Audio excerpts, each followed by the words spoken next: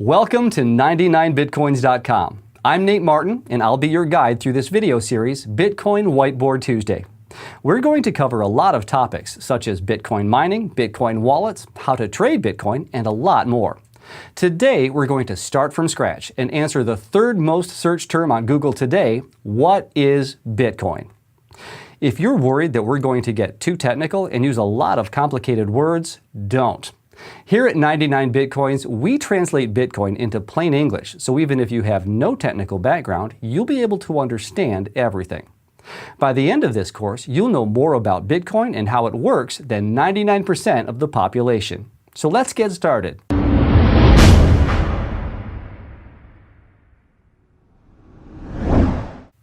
Before we talk about Bitcoin, I want to take a moment and talk about money. What is money exactly? At its core, money represents value. If I do some work for you, you give me money in exchange for the value I gave you. I can then use that money to get something of value from someone else in the future. Throughout history, value has taken many forms, and people have used a lot of different materials to represent money. Salt, wheat, shells, and of course gold have all been used as a medium of exchange. However, in order for something to represent value, people have to trust that it is indeed valuable and will stay valuable long enough for them to redeem that value in the future. Up until 100 years ago or so, we always trusted in something to represent money. However, something happened along the way, and we've changed our trust model from trusting something to trusting in someone. Let me explain. Over time, people found it too cumbersome to walk around the world carrying bars of gold or other forms of money, so paper money was invented. Here's how it worked. A bank or government would offer to take possession of your bar of gold, let's say worth $1,000, and in return, that bank would give you receipt certificates, which we call bills, amounting to $1,000. Not only were these pieces of paper much easier to carry, but you could spend $1 on a cup of coffee and not have to cut your gold bar into 1,000 pieces. And if you wanted your gold back, you simply took $1,000 in bills back to the bank to redeem them for the actual form of money, in this case, that gold bar, whenever you needed. And so, paper began its use as money as an instrument of practicality and convenience. However, as time progressed and due to macroeconomic changes, this bond between the paper receipt and the gold it stands for was broken. Now, to explain the path that led us away from the gold standards is extremely complex, but suffice to say that governments told their people that the government itself would be liable for the value of that paper money. Basically, we all said, let's just forget about gold and trade paper instead. So, people continued to trade with receipts that are backed by nothing but the government's promise. And why did that continue to work? Well, because of trust. Even though there is no actual commodity backing paper money, people trusted the government, and that's how fiat money was created. Fiat is a Latin word that means by decree, meaning the dollars or euros or any other currency for that matter have value because the government orders it to. It's what's known as legal tender, coins or banknotes that must be accepted if offered as payment. So the value of today's money actually comes from a legal status given to it by a central authority, in this case, the government. And so the trust model has changed from trusting something to trusting someone, in this case, the government. Fiat money has two main drawbacks. One, it is centralized. You have a central authority that controls and issues it, in this case, the government or central bank. And two, it is not limited by quantity. The government or central bank can print as much as they want whenever needed and inflate the money supply on the market. The problem with printing money is that because you're flooding the market with more money, the value of each dollar drops, so your own money is worth less. When you see prices rising throughout the years, it's not necessarily that prices are rising as much as that the purchasing power of your money is dropping. You need more dollars to buy something that used to cost less. Once fiat money was in place, the move to digital money was pretty simple. We already have a central authority that issues money, so why not make money mostly digital and let that authority keep track of who owns what? Today, we mainly use credit cards, wire transfers, PayPal, and other forms of digital money. The amount of physical money in the world is almost negligible and is getting smaller with each year that passes. So if money today is digital, how does that even work? I mean, if I have a file that represents a dollar, what's to stop me from copying it a million times and having $1 million? This is called the double spend problem. The solution that banks use today is a centralized solution. They keep a ledger on their computer which keeps track of who owns what. Everyone has an account, and this ledger keeps a tally for each account. We all trust the bank, and the bank trusts their computer, and so the solution is centralized on this ledger in this computer. You may not know this, but there were many attempts to create alternative forms of digital currencies. However, none were successful in solving the double spend problem without a central authority. Whenever you give anyone control over the money supply, you're giving them enormous power, and this creates three major issues. The first issue is corruption. Power corrupts, and absolute power corrupts absolutely. When banks have a mandate to create money or value, they basically control the flow of value in the world, which gives them almost unlimited power.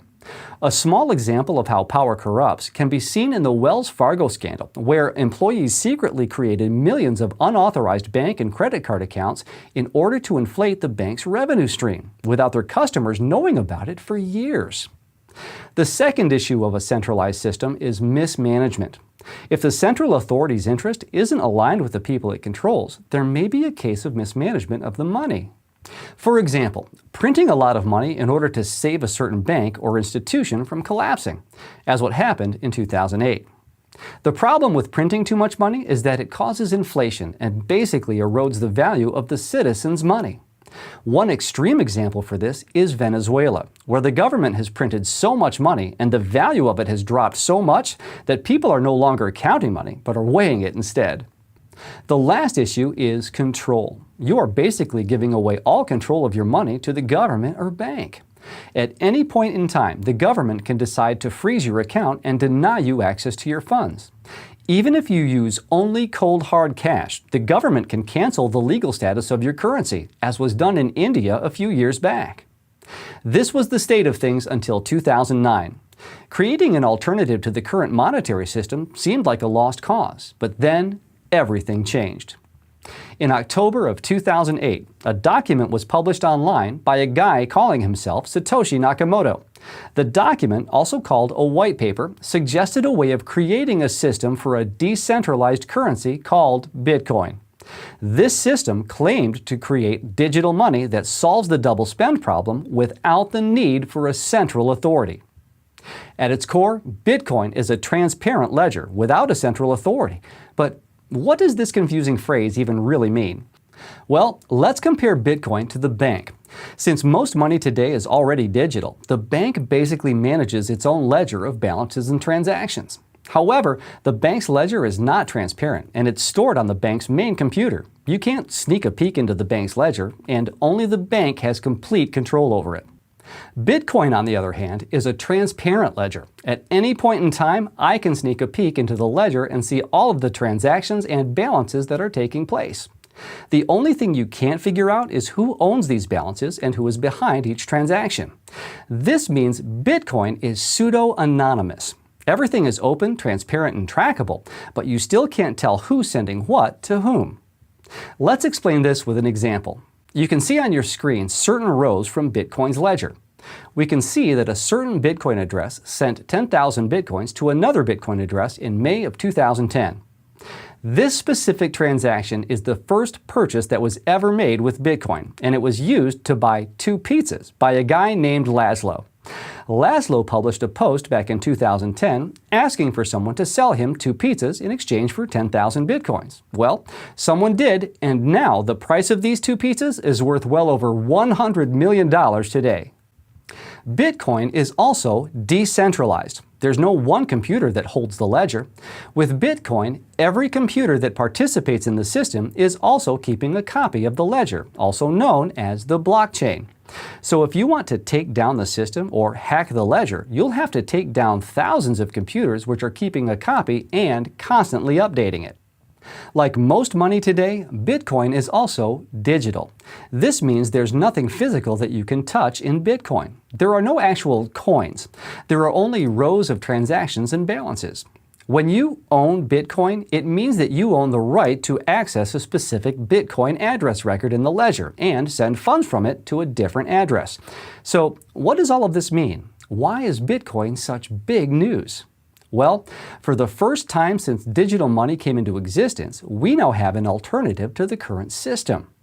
Bitcoin is a form of money that no government or bank can control. Think about the time before the internet, how centralized the flow of information was. Basically, if you wanted information, you could get it from a few major players like the New York Times, the Washington Post, and others like them.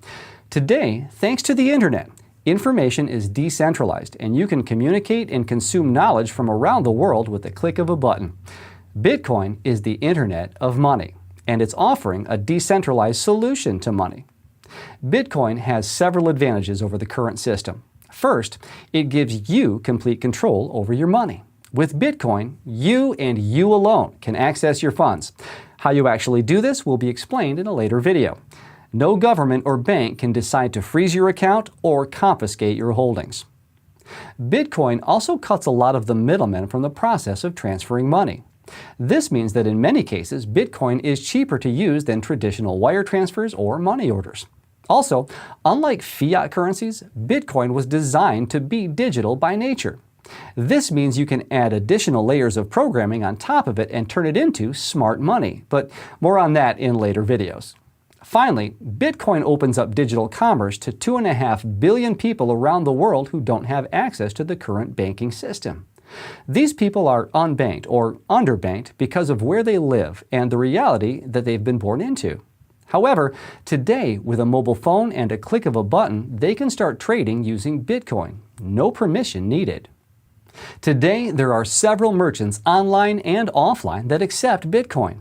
You can order a flight or book a hotel with Bitcoin if you like. There are even Bitcoin debit cards that allow you to pay at almost any store with your Bitcoin balance.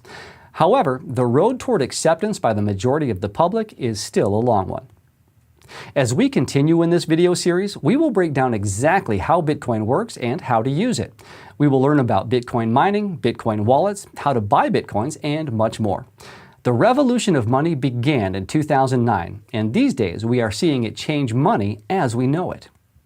You may still have some questions. If so, just leave them in the comment section below. And if you're watching this video on YouTube and enjoy what you've seen, don't forget to hit the like button. Then, make sure to subscribe for notifications about new episodes.